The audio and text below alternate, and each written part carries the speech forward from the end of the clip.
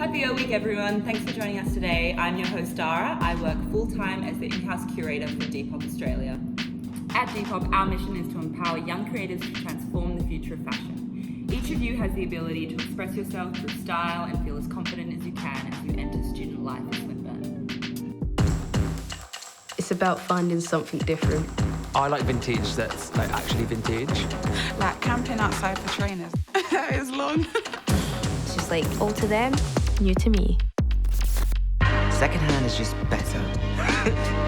That t-shirt there was from 1987, that gig on that date at that certain time. Buy, sell, look, because there's so much to explore.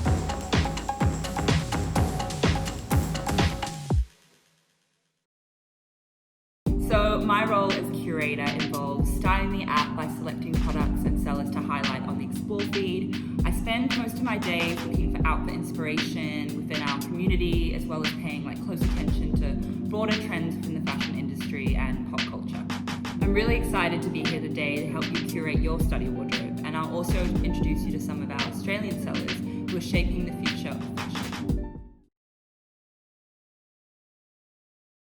So when it comes to styling, let's keep it really simple. I like to think about the 3 C's: comfort, coordination, and creativity. So talking about comfort, it's not all just about stretchy waistbands and fleece, but also what makes you feel confident in your own body. It's good to think about the different fabrications, and layering is a great way to adjust to the weather outside and different varying classroom temperatures. To pull it all together, we need to think about coordination. My go-to method is always to color block. This doesn't mean you have to wear head to toe red or green or black, but more considering the tones in your outfit and if they blend well together. Finally, creativity is the most important element of your personal style. You want to feel authentic and comfortable in whatever you're wearing, so if you want to wear the clashing prints and colors, go for it. Whatever you feel is expressing your true self is what you'll feel best in. Hey guys, it's Bethany from IOL Art on Depop, and I'm going to show you what I do in a day. So this is my desk where I do most of my work. I've got everything I need for packaging, as well as my thank you cards where I write a little thank you with every order. I've got my printer down there because it is clunky. We've got all my pens, myself, a lint roller, a kitchen scale, and a measuring tape, absolute necessities. And we also got Winona Ryder, a Wacom for bad design work, a book for receipts. This is where I store all my inventory, which is right next to my desk. I've got everything that is currently listed, or I've at least got the drafts completely set. Isn't that so cute? I'm going to do a couple photos today as well. This is the backdrop that I have set up. This is my camera setup. Classic tripod, timer, love it. I package all my items in some tissue paper. I also add a little thank you note and a piece of candy to all my packages as well. I also like to use compostable packaging, and the ones from Depop are obviously fab. Thanks for watching what I do in a day, guys. I hope you all are having a fantastic day, wherever you are in the world. And remember to check out my Depop IOL art. See ya.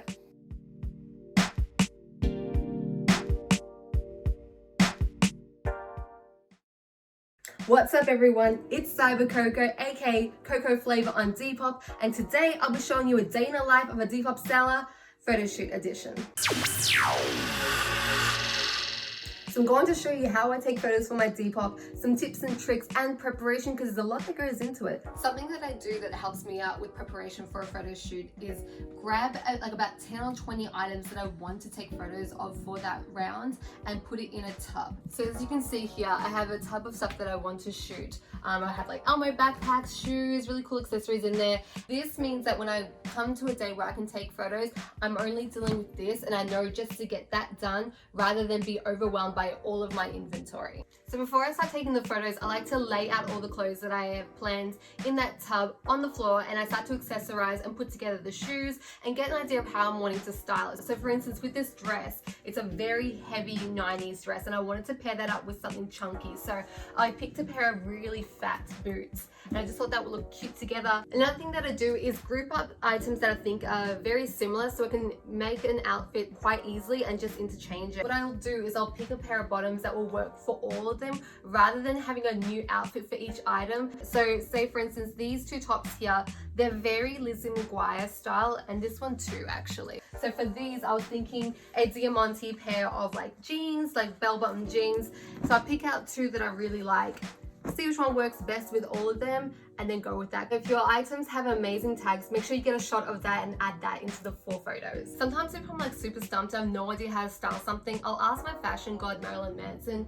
He looks over me, and then once I get his approval, then we get straight to photo shooting. So behind me I have my backdrop. You can go to a fabric store and just buy a sheet of fabric. Even better than that is actually thrifting a sheet. I actually did thrift this blanket that I put down. This is just a big giant zebra blanket, and I put that down on the floor, and you'll notice that in a lot of my photos as well. I thrifted this with that in mind. I wanted something that I could use as a backdrop, as like a floor area. So be smart, don't buy online. You can totally thrift your photo shoot setup. It's so easy. Another thing that's important with your photos is to make sure that you have good lighting. This is crucial. Now for my setup, I have 2 box lights and a ring light. If you don't have any box lights or a ring light, do it in front of a window or go outside, get that natural lighting, but lighting is important in your photos. So when it comes to taking photos for Depop, I always take it with the front-facing camera and the square option on my phone because Depop uploads on a square scale. I also do a timer and I go to 10 seconds, I click go, and then I run all the way back and I pose it out. Lean, pose, pose, pose. But that's pretty much it. I hope this video was helpful, and make sure you check out my Depop shop. It's cocoa flavor. Don't forget that flavor, and I hope you have a good day. Mwah. And now I'm going to hand it over to our sellers, Fraser and Tanzan. My name is Kansan and I run a Depop shop called Premium Zoo. I've been running it for about 2 years and I'm currently studying wildlife biology and conservation. Great, thanks so much for joining us, Tanzan. So what made you want to start reselling vintage items on Depop in the first place? Well, mostly it was like a decluttering thing because I had so much clothes. I very first downloaded Depop when I was in America because I was really bored and I just wanted to shop, and then I came home with so much clothes I couldn't fit them in my wardrobe, so I was like, okay, got to do something about this. So I was like, okay, let me just list some stuff on Depop, get rid of some stuff, and then I'll just, move on, forget about Depop. And then it kind of just worked out. Like people started liking what I was posting and I started to get a pretty good amount of sales, and yeah, it kind of just took off from there. And amazing. And at like what point did you start upcycling and like designing your own unique items to sell in your shop? Well, I started my painted jeans, like I custom paint jeans. I started that in about, I think it was May, just because I was bored one day, had a pair of jeans and thought, well, just like, paint them. Turned out really well, and I was like, okay, I've seen this on Instagram, people kind of like it, but they don't know how to do it. Maybe they don't have like the drawing skills or whatever. So I did my own jeans and I covered them in paintings and I put those on Depop and said, I can do this for you. And then like instantly people were like, yes, please, can I have a pair? Can I have a pair? So that was the first thing that I started like upcycling. And then in like November, I saw a sewing machine that was on sale and it was super cheap. And I was like, well, even if I don't like sewing, it's really cheap sewing machine, doesn't matter. Anyway, so I bought it and instantly I was like, okay, cool, this is my thing. I love this. Sewing is like the best. Right now I love sewing more than I love thrifting. Like I go straight for the material and the like bedspread section when I go thrifting because it's, I don't know, I just find it like really fun and yeah. But so now I make like sets or flare pants or, just I make a whole bunch of stuff. So Yeah. Like what would be your like favorite piece out of like everything that you've like upcycled?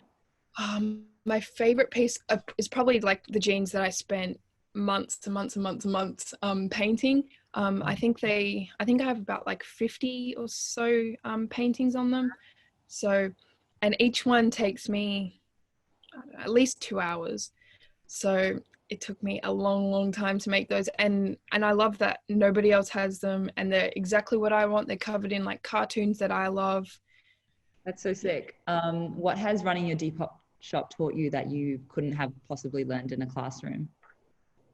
I think the main thing is probably like organization skills. I lack them a lot, but when you sort of running something yourself with no, like Depop doesn't give you a plan. You just kind of have to figure it out, see what works for you. And that's what I really like about Depop.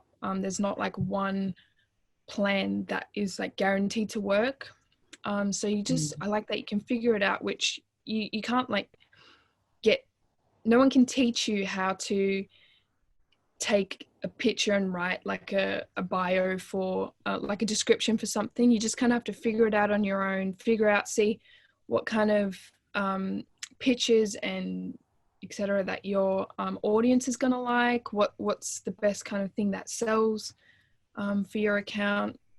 So yeah, that, and yeah, I think that's like the main thing that I've learned. And finally, do you have any styling advice for students ahead of their first weeks on campus? Styling advice for me is just wear whatever you want. Like that's a massive thing for me. I mean, I constantly get people look at me all the time because I kind of wear stuff that other people might not think about, or so like even my friends will be like what is this, what are you wearing? Like, I don't care what you think, this is what I like to wear. I'm gonna do me. Like, just wear what you want and don't worry about like people say you have to wear stuff to match your shape or your skin tone or whatever. Just wear whatever you want, style it how you want, and but don't do fast fashion. That's like, don't do fast fashion. I guarantee if you see something you like it, like Cotton On or H&M or whatever those fast fashion places are, I guarantee you'll find something way cooler at like Salvos. Like, I guarantee it. And it's just a much better option. It takes like, I think it's like 20,000 liters of water to make 1 kilo of cotton. That's like is that like 2 jeans or something, 2 pairs of jeans or like that. And then you walk into a Salvos and they have 2 whole racks of jeans which will be like different and unique compared to what you can get at Cotton On or whatever. So definitely, if you're going to buy it from a secondhand shop. Don't buy it from any fast fashion places. Yeah, that's how I style stuff. Everything I wear is thrifted or from Depop. So yeah, me too. Highly recommend. Yeah, love that.